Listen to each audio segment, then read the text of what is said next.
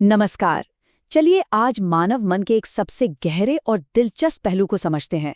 स्मृति यानी हमारी याददाश्त। यही तो वो शक्ति है जो हमें बताती है कि हम कौन हैं, हमें सीखने में मदद करती है और हमारे कल को आज से जोड़ती है। लेकिन चलिए शुरुआत एक सवाल से करते हैं। क्या हम अपनी यादों पर उतना ही भरोसा कर सकते हैं जितना किसी लिखी हुई डायरी पे करते हैं? क्या वो हमारे साथ जो हुआ उसका बिल्कुल सच्चा रिकॉर्ड होती है? अगर आप मनोवैज्ञानिकों से पूछें तो जवाब होगा शायद नहीं। और इसकी वजह हमें महान मनोवैज्ञानिक सर फ्रेडरिक बार्टलेट के काम में मिलती है। देखिए, उनका कहना था कि हमारी याददाश्त कोई वीडियो कैमरा नहीं है जो सब कुछ हूबहू रिकॉर्ड कर ले, बल्कि जब भी हम कुछ याद करते हैं हम दरअसल उस घटना के टुकड़ों को उठाते हैं और अपने आज के ज्ञान और विश्वास के साथ मिलाकर उसे फिर से बनाते हैं। मतलब ये एक रचनात्मक प्रक्रिया है, कोई दोहराव नहीं। तो इस सफर में हम क्या क्या देखने वाले हैं? हम समझेंगे कि स्मृति एक भ्रम क्यों है, जानेंगे कि एक याद बनती कैसे है, इसके अलग अलग प्रकार कौन से हैं और ये हमें धोखा क्यों दे जाती है।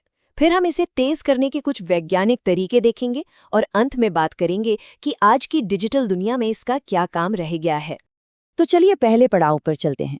ये समझना कि हमारी याददाश्त एक सटीक रिकॉर्डिंग नहीं बल्कि एक पुनर्निर्माण है, सब कुछ बदल देता है। और हाँ, ये कोई कमी नहीं है बल्कि हमारे दिमाग के काम करने का एक बहुत ही खास तरीका है। बार्टलेट ने इसे समझाने के लिए एक बड़ा मजेदार शब्द दिया, स्कीमा। स्कीमा आप समझ लीजिए हमारे दिमाग में जानकारी के फोल्डर जैसे हैं जो हमारे पुराने अनुभवों से बनते हैं। तो जब कोई नई घटना होती है हमारा दिमाग उसे इन बने बनाए फोल्डरों में फिट करने की कोशिश करता है और बस इसी कोशिश में याद थोड़ी सी बदल सकती है ताकि वो हमारी पहले से बनी हुई दुनिया की समझ से मेल खाए। तो अगर यादें फिर से बनाई जाती हैं तो सवाल ये उठता है कि ये बनती कैसे हैं? ये कोई जादू नहीं है, इसके पीछे एक पूरा विज्ञान है जिसके 3 मुख्य चरण होते हैं। इसे ऐसे समझते हैं। पहला कदम है संकेतन, जहां हमारी आंखें, कान और दूसरी इंद्रियां जानकारी को एक ऐसी भाषा में बदलती हैं जिसे दिमाग समझ सके। दूसरा कदम है भंडारण, जहां ये जानकारी दिमाग में सहेज कर रख ली जाती है। और तीसरा और शायद सबसे जरूरी कदम है पुनर्प्राप्ति, जहां हम उस सहेजी हुई जानकारी को जरूरत पड़ने पर वापस ढूंढ कर लाते हैं। ज्यादातर जो हम भूलते हैं वो इसी तीसरे कदम में गड़बड़ी की वजह से होता है। मनोवैज्ञानिक एंडल टूलविंग ने इसे बहुत खूबसूरती से समझाया। उन्होंने कहा कि हो सकता है कोई याद दिमाग में उपलब्ध हो, मतलब वो कहीं ना कहीं तो है, लेकिन उस तक हमारी पहुंच नहीं बन पा रही।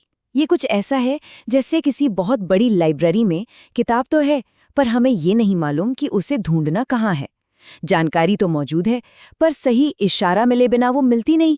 तो यादें बनती हैं ये तो ठीक है, पर सारी यादें एक जैसी नहीं होती। स्मृति कोई एक चीज नहीं है, ये तो एक बहुत बड़े संगठन की तरह है जिसके कई अलग अलग विभाग हैं और हर विभाग का अपना खास काम है। सबसे मशहूर मॉडलों में से एक है एटकिंसन और शिफ्रिन का मल्टी स्टोर मॉडल। ये मॉडल कहता है कि जानकारी एक लाइन में 3 भंडारों से होकर गुजरती है। सबसे पहले संवेदी स्मृति, जो पल भर के लिए जानकारी को रखती है। अगर हम उस पर ध्यान दें तो वो अल्पकालिक यानी शॉर्ट टर्म स्मृति में चली जाती है। और अगर हम उसे दोहराएं या समझें तो वो हमारी दीर्घकालिक यानी लॉन्ग टर्म स्मृति का हिस्सा बन जाती है। हालांकि बाद में वैज्ञानिकों को लगा कि ये अस्थायी बॉक्स वाली बात थोड़ी अधूरी है। फिर बेडले और हिच ने कार्यकारी स्मृति का विचार दिया। ये एक सक्रिय मानसिक वर्क बेंच की तरह है जहां हम जानकारी को सिर्फ रखते नहीं बल्कि उस पर काम भी करते हैं, जैसे मन ही मन में हिसाब लगाना या किसी से बात करते हुए उसकी बातों को याद रखना। तो सवाल ये है कि इस वर्कबेंच पर हम एक बार में कितना सामान रख सकते हैं? जॉर्ज मिलर के एक बहुत ही प्रसिद्ध शोध के मुताबिक हम एक बार में लगभग 7 प्लस या माइनस 2 यानी 5 से 9 चीजों को ही अपनी सचेत याद में रख सकते हैं। शायद यही वजह है कि फोन नंबर को छोटे छोटे हिस्सों में याद रखना आसान होता है। और अब आते हैं हमारी यादों के उस विशाल गोदाम पर, यानी दीर्घकालिक स्मृति। इसे भी मोटे तौर पर 3 हिस्सों में बांटा गया है। प्रासंगिक स्मृति में हमारे निजी अनुभव होते हैं, जैसे बचपन का कोई दिन। अर्थगत स्मृति में होता है सामान्य ज्ञान, जैसे कि दुनिया गोल है। और प्रक्रियात्मक स्मृति में हमारे हुनर और आदतें होती हैं, जैसे साइकिल चलाना, जो हम बिना सोचे ही कर लेते हैं। अब अगर हमारा स्मृति का तंत्र इतना कमाल का है तो फिर वो हमें धोखा क्यों देता है? हम चीजें क्यों भूल जाते हैं या कभी-कभी उन्हें गलत तरीके से क्यों याद कर लेते हैं? असल में इसके पीछे कई कारण हैं जो हमारी यादों पर लगातार असर डालते रहते हैं। हमारी याददाश्त कई चीजों पर निर्भर करती है। सबसे पहले तो ध्यान। अगर हम किसी चीज पर ध्यान ही नहीं देंगे तो वो हमारी याद में जाएगी ही नहीं। नींद बहुत जरूरी है क्योंकि सोते समय ही दिमाग हमारी कच्ची यादों को पक्का करता है। भावनाएं भी बहुत अहम हैं। मजबूत भावनाओं वाली घटनाएं हमें ज्यादा अच्छे से याद रहती हैं। वहीं बहुत ज्यादा तनाव याददाश्त के लिए अच्छा नहीं है। और हाँ, संदर्भ भी मायने रखता है। जिस माहौल में कुछ सीखा हो उसी में उसे याद करना अक्सर आसान होता है। और एक बहुत ही हैरान करने वाली चीज है जिसे गलत सूचना प्रभाव कहते हैं। मनोवैज्ञानिक एलिजाबेथ लॉफ्टस ने अपने प्रयोगों में दिखाया कि किसी घटना के बाद अगर हमें कोई गलत जानकारी दे दी जाए तो वो हमारी असली याद में मिलकर उसे बदल सकती है। उनके एक प्रसिद्ध प्रयोग में सवाल पूछने के तरीके ने ही लोगों की कार दुर्घटना की याद को बदल दिया। इससे पता चलता है कि हमारी यादें कितनी नाजुक होती हैं।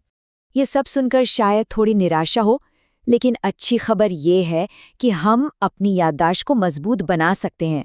विज्ञान ने ऐसे कई तरीके खोजे हैं जो वाकई हमारी याद रखने की क्षमता को काफी हद तक बढ़ा सकते हैं। सबसे कारगर तरीकों में से एक है अंतराल प्रभाव। इसका सीधा सा मतलब है कि एक ही रात में सब कुछ रटने के बजाय उसे थोड़ा थोड़ा करके कुछ दिनों के अंतराल पर दोहराया जाए। जैसा कि आप यहाँ देख रहे हैं, जब हम कुछ दिनों या हफ्तों के बाद जानकारी को फिर से देखते हैं तो वो दिमाग में बहुत मजबूती से बैठ जाती है। ये रटने से कहीं बेहतर है। और दूसरा दमदार तरीका है पुनर्प्राप्ति अभ्यास। इसे टेस्टिंग इफेक्ट भी कहते हैं। ये चार्ट साफ दिखा रहा है कि सिर्फ किताब को बार बार पढ़ने से कहीं ज्यादा असरदार है उसे बंद करके याद करने की कोशिश करना। हर बार जब हम कोई जानकारी सफलतापूर्वक दिमाग से निकालते हैं तो उस याद का रास्ता और भी पक्का हो जाता है। इनके अलावा भी कुछ और तरीके हैं, स्मरक या निमोनिक्स, जो नई जानकारी को मजेदार तरीके से याद करने में मदद करते हैं।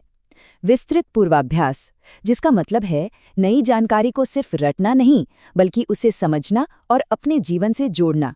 और सबसे जरूरी है हमारी जीवनशैली, नियमित व्यायाम, अच्छी नींद और संतुलित भोजन। ये सब हमारे दिमाग और याददाश्त के लिए अमृत समान है। आखिर में चलिए एक बहुत जरूरी सवाल पर सोचते हैं। इस डिजिटल युग में हमारी स्मृति का क्या हो रहा है? जब हर जानकारी बस एक क्लिक दूर है, तो क्या तकनीक हमारी मदद कर रही है या हमारी याद करने की शक्ति को ही कमजोर कर रही है?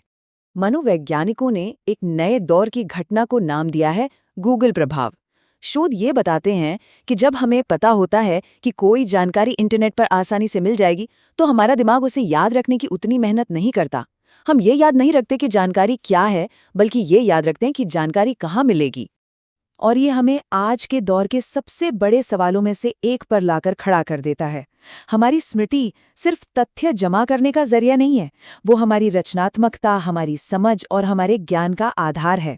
तो जब हर जानकारी हमारी उंगलियों पर है, क्या हम याद करने की इस जरूरी कला को धीरे धीरे खोते जा रहे हैं? इस पर सोचना आज हम सबके लिए बहुत जरूरी है।